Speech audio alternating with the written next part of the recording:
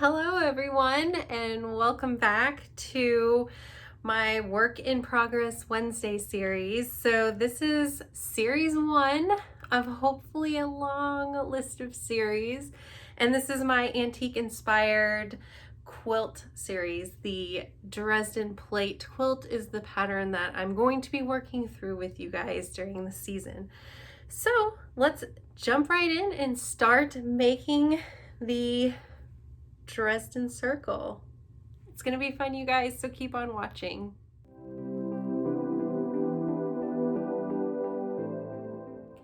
Okay, so before we start making this circle, I wanted to share a bit of information with you guys that I found when researching the Dresden plate quilt pattern. And that is that this quilt pattern dates back to the 1920s and 30s. And I really think that's a lot of fun because I have seen this pattern in so many different variations and styles, and it's really fun to think about, you know, when it started and what inspired it, and you know, everything like that. I'm really into history, and I like to know things and I like to research things. So it was really a lot of fun for me to look into this quilt. So it was a very popular quilt pattern back in the 1920s and 30s, and what it was actually inspired by were these very intricately designed porcelain plates that were being produced. I think we'll go with produced because I don't know if they were really manufacturing them, but they were being produced in Dresden, Germany. And they had really intricate patterns on these plates that were fruits and flowers and foliage.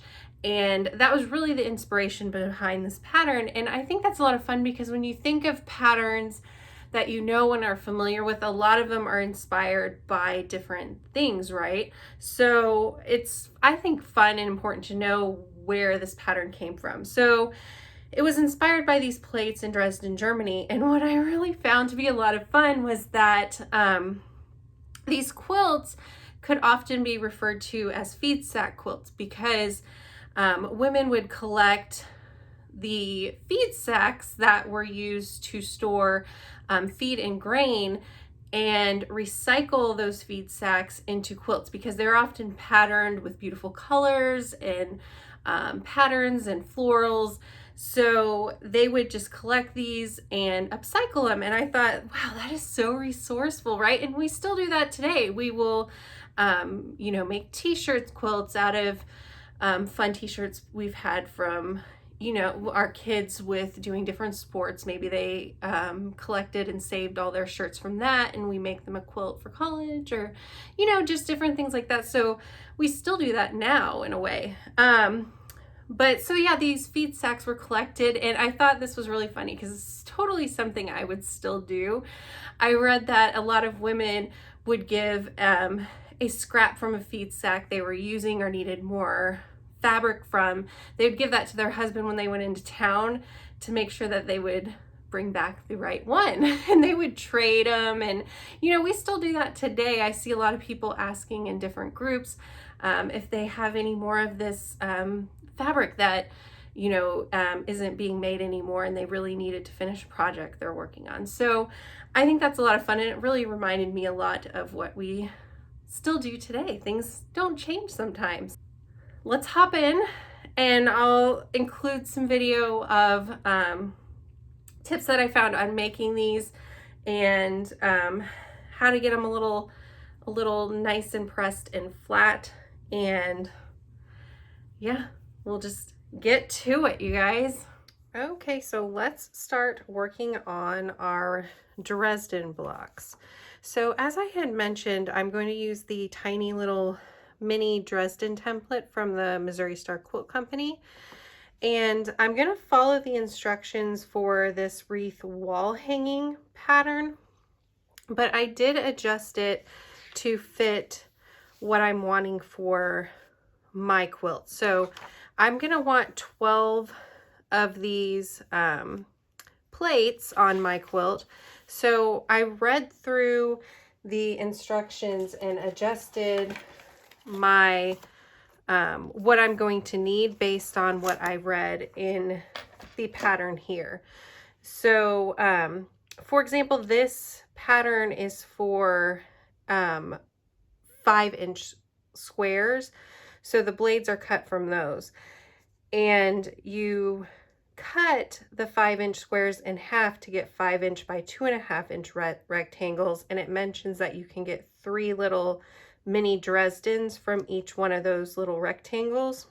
And we're going to need 40 red and 40 green from this pattern, meaning to make these 4 wreaths, you would need 80 total little blades. So with that information, I was able to figure out that I would need 240 blades. So these little cuts, 240 of these, to make 12 blocks. So doing some math and knowing the size of the strips that were being used in the pattern, they're only 5 inches long, I knew that I could cut 2.5-inch strips at a 20-inch length, which is about the length of my fat quarters. And if I cut 20 strips that are about 2.5 by 20 inches, then I would have enough strips to get all the 240 blades I needed. So hopefully that makes sense how I adjusted the pattern. It's for me, I enjoy math, so it makes sense the way I do it to figure it out. But if a pattern isn't quite what you need, sometimes just reading over the pattern and figuring out how many you would need for what you want to make is really helpful to do up front, because then you're not going to waste a whole bunch of fabric cutting more than you need, or cutting not enough of what you need and then having to go back and adjust later. So taking the time to read through the pattern and figuring out how to adjust it to you want is really, really, really worthwhile. So like I said, I'm going to be cutting 20 strips from a variety of the fat quarters I have. So I'm able to cut 2 from each pattern, and then I'll end up with 18. So I'll just have to pick a few more that I'll cut a 3rd one from. And then I will need to cut 12 circles for the center, and I'm going to use the template that's provided in here since it's already available to me. It's a 3 3/4 inch circle. Now I do want to mention that for me, I'm going to trace this circle onto some paper, but I'm going to add a seam allowance because I don't want my circle to have a raw edge. And I'll talk about that a little bit later, but I just want to point it out right now that if you don't want your circle to have a raw edge, you're going to want to add a little bit more onto it. And then from the background, we'll need 12 10-inch background squares. Now, my circles for the center of my wreath, I am going to actually cut those later. I'm going to use some of these solids for that. And I want to see how my blades look together before I choose which solids I want to use. So I'm not going to cut those until I'm ready to decide how I want to go with it. Because if I'm able to cut all of them from the same piece, I might do that, or just 2 and alternate it. I just haven't decided. So I'm going to set those to the side and do that later once I get my blades together. Now, cutting out the strips.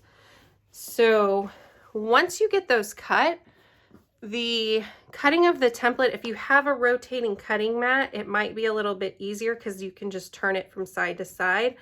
But what you're just essentially going to be doing, since this is 2.5 inches long, it fits perfectly on your strip, and you'll just cut along each side and then rotate it and cut along each side.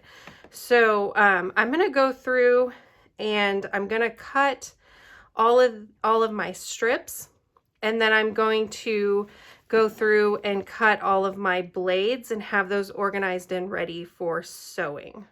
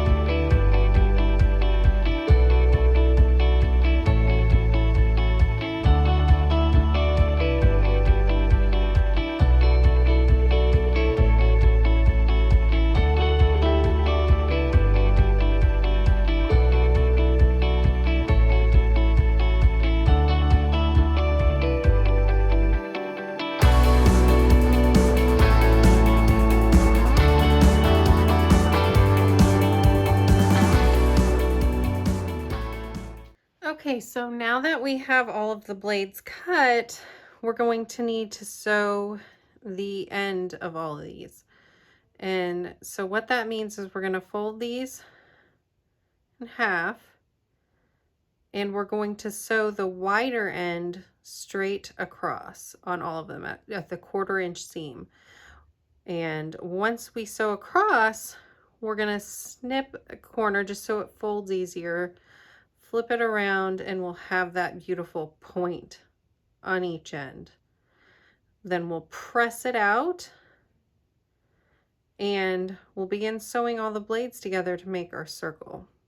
So I'm going to chain piece the ends of all these, snip them, and iron the points.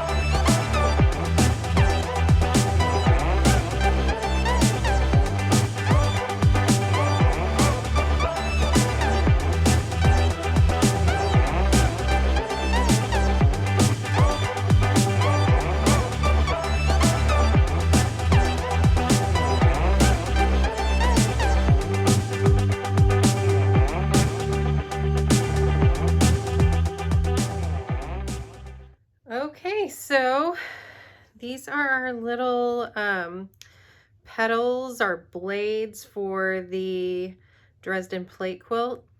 And so now you can see I have a ton more to work through and get ready for sewing together in our plate shape. So I'm gonna just be working through these again with that the same steps that we used on the blue polka dot. Gonna cut them apart, trim off the end, and I've been kind of pressing the seam open there. It seems like it lays a little bit flatter that way. And then I just slowly flip it through, even it out,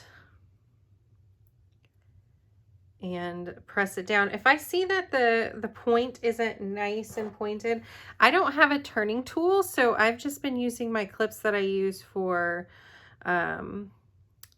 holding bags together when I sew them, and I can use that to push it out. So if you don't have a designated turning tool, just find something that you don't want to use scissors or anything like that that's really pointed and can cut it, but I'm sure you can find something that you could use to get that point pushed out nicely, and then just iron it down. I've already used a starch on my fabric to help it lay nice and flat, but if you haven't, if you have any starch, it might help you get those to lay nice and flat. So I'm just going to keep working through these, and we'll meet back up after I've got them all pressed to start sewing them together. Okay, so I have all my blades pressed and ready to go. They're all sewn and shaped. So what I did was I laid some of them out just randomly, just to kind of get an idea of how the plate will look once it's finished. And remember, this is a mini Dresden, so they're just tiny little pieces. It did take me a while to get everything sewn, but I laid it all out just to kind of get an idea of how it would look. And these darker blades are really standing out to me. So what I'm going to do is piece one together and just see how it looks and make sure I'm happy with it before I get everything done and look at them and see, and then decide I don't like the way this is looking. So I'm going to sew one together and just see. And what the pattern shows that I'm basing this off of is getting 5 blades together and do that 4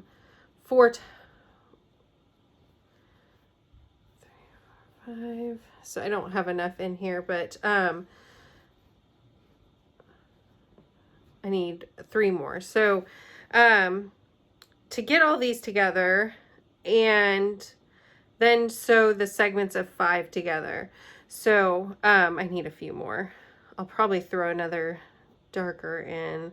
I just don't want to use up too much of those dark ones that I don't have enough for all of them to have one. So I'll probably do the math there and just make sure. But so sew these together in segments of 5, then bring them together.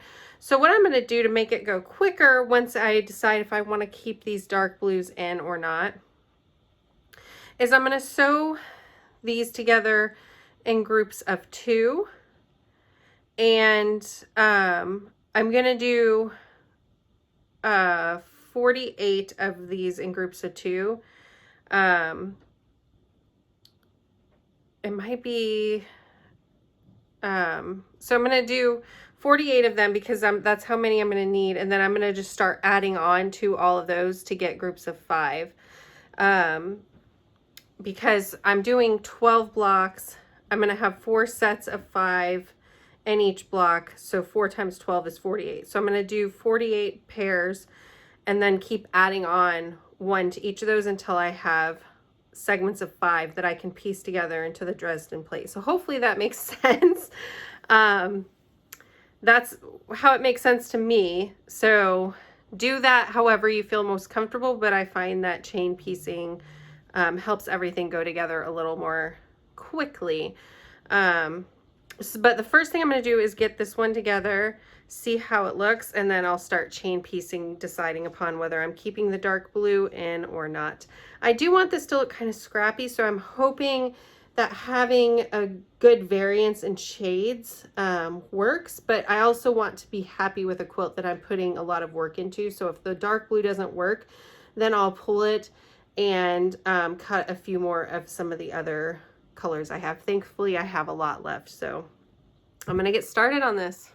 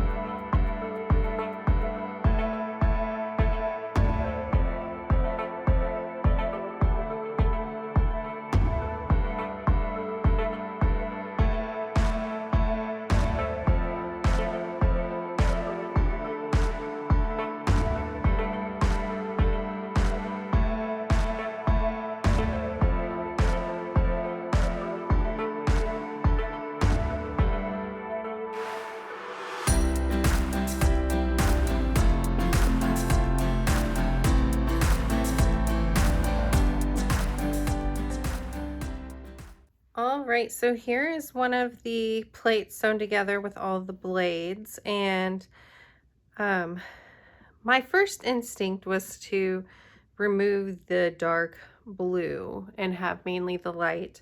I sent a few pictures to some friends for suggestions, and I showed my husband, and they really liked how the blue stood out and added some more interest to the plate. So I'm gonna not go with my initial instinct, and I'm gonna keep it in.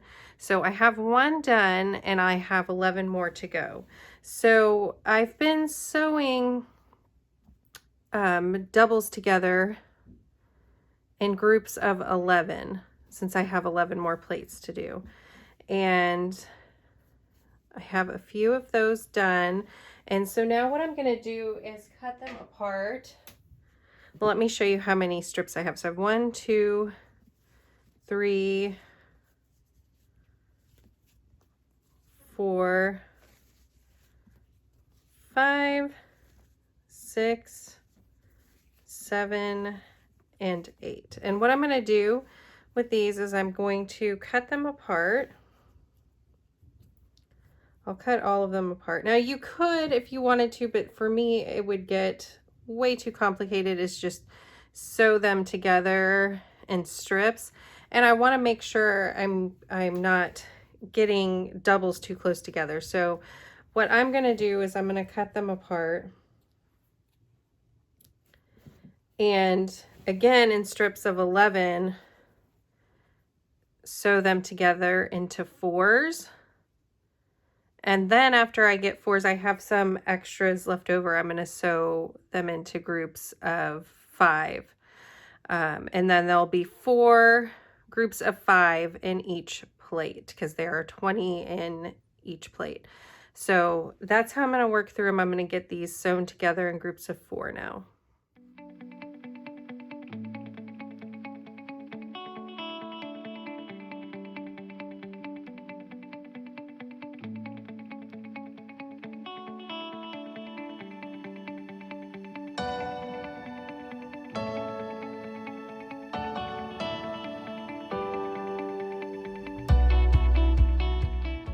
Okay, so I have 4 strips here. Each strip has 11 little 4 bundles of the blades. So what I'm going to do now is I'm going to snip one from each strip apart, and I'm going to press them open. So I'm going to press all of the seams in the same direction.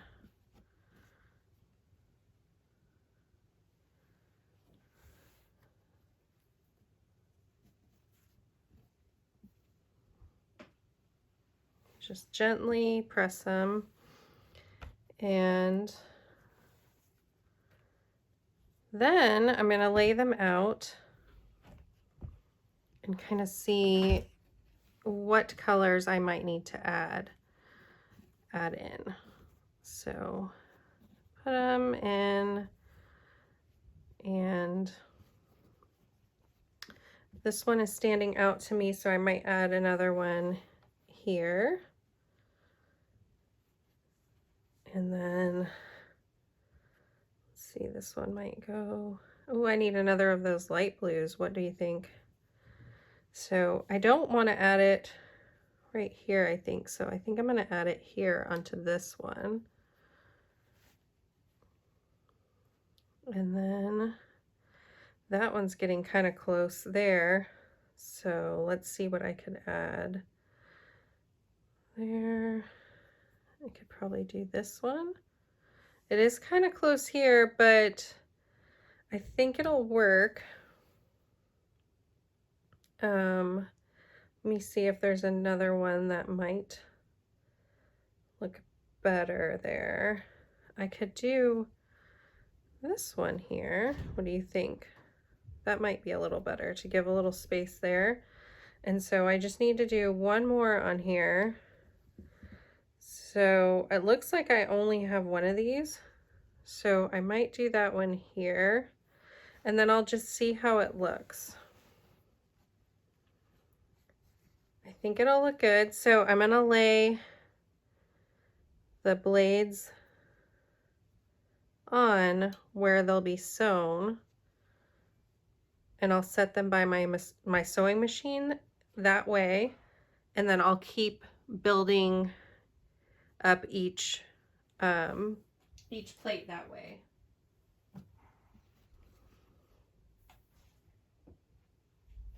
So I'll go through with all of them and I'll keep cutting off one from each row.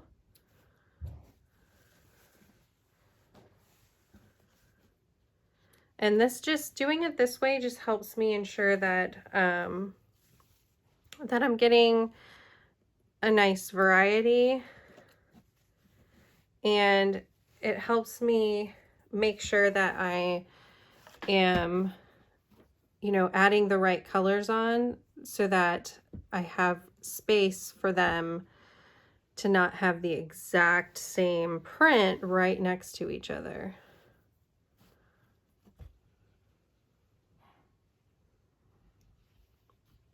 So I'm just going to keep working on these, adding on the colors where needed. And then once I get these 5 blades together, I'll start piecing the plate together in a circle. All right, there we go. So I'll pick some colors to add on to make 5 blades on each section.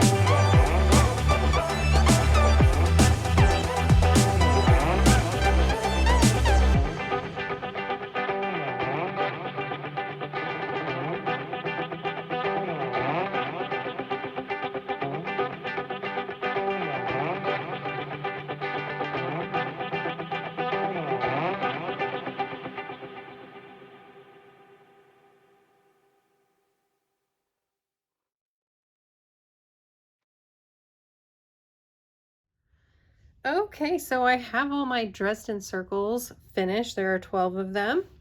And let's take a look. So they all, you know, kind of pretty much look very similar.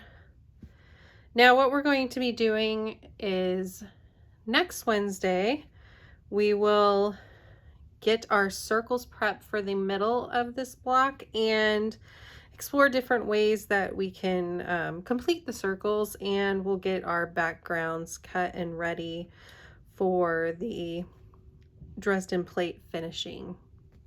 Now, tomorrow or Wednesday will be kind of trying to decide what colors to go with, if we should go with different colors, make it all the same center, and just kind of like interview different colors to see what will look best on it, because you just don't want to go with your, you know, first choice. You can sometimes look and see if there are better options each time. So that's what we'll be doing on Wednesday next week, is getting our circles ready, kind of testing out different colors and patterns to see what will work best, and getting our background ready.